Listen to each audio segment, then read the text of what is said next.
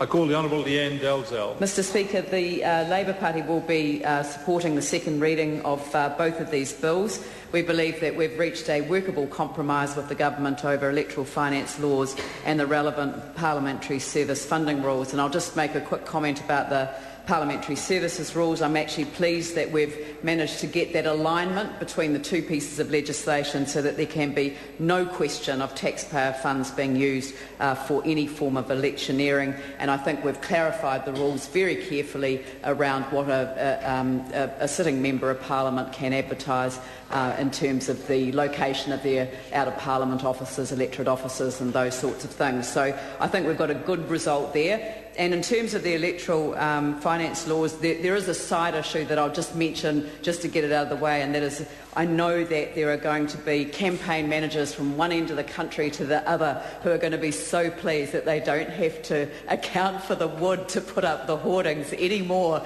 because finally we've been able to resolve that. And I know it's a strike for democracy, a triumph for democracy there, and actually a triumph for the volunteers who do so much to help us, and to have to justify to them why a piece of wood or a piece of hoarding material that still has the photograph of Mary Batchelor, for example, on it in my electorate is somewhat disturbing. But anyway, that is going, and I know that everyone will be pleased to see it go.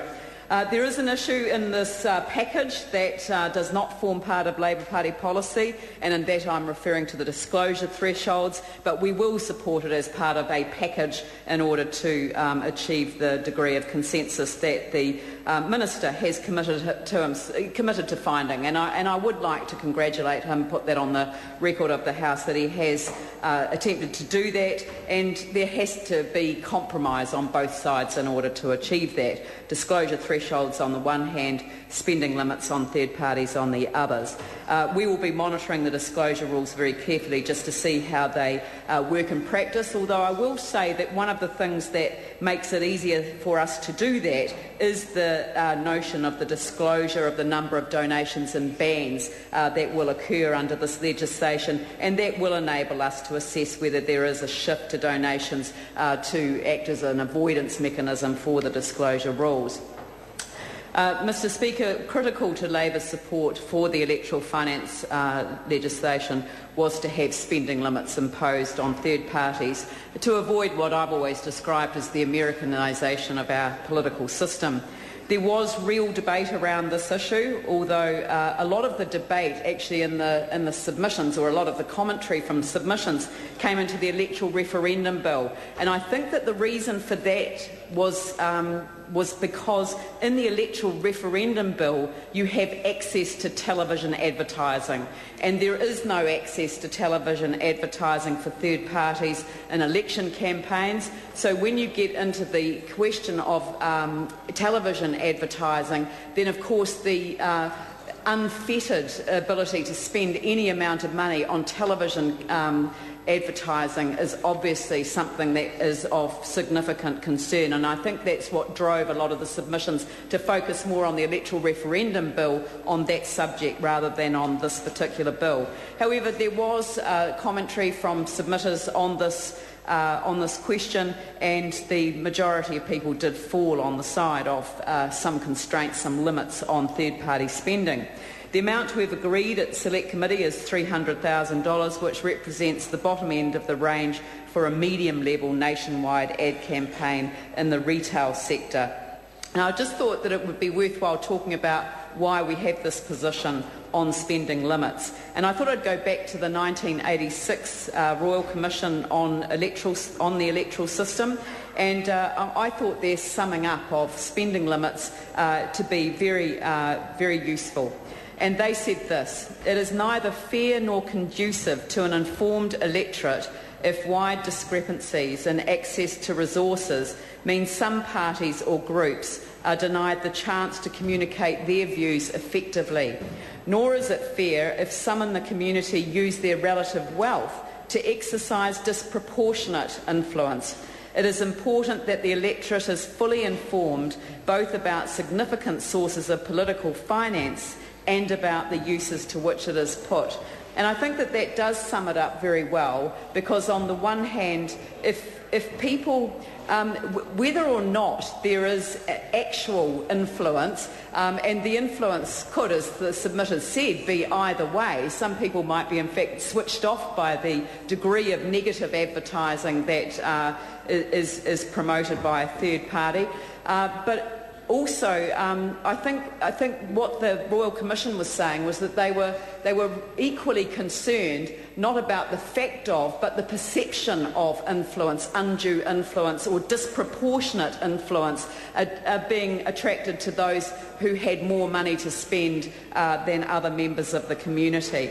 Mr Speaker, the bill as introduced basically provided that any group or person who was not a candidate or party promoter or party could publish an election advertisement as long as it contained a promoter statement, which included a name and address, and the total costs, advertising expenses, did not exceed more than $12,000.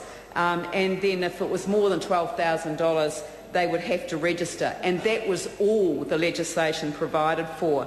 Mr Speaker, I want to actually now talk about why we wanted this change, and I want us to go back to 2005. In 2005, for the first time, major campaigns were waged by parties and their supporters to do one of three things: to avoid the regulated period, to remain outside the existing advertising rules, or to hide their true identity. And all three features of that, all three aspects were features of the 2005 election campaign.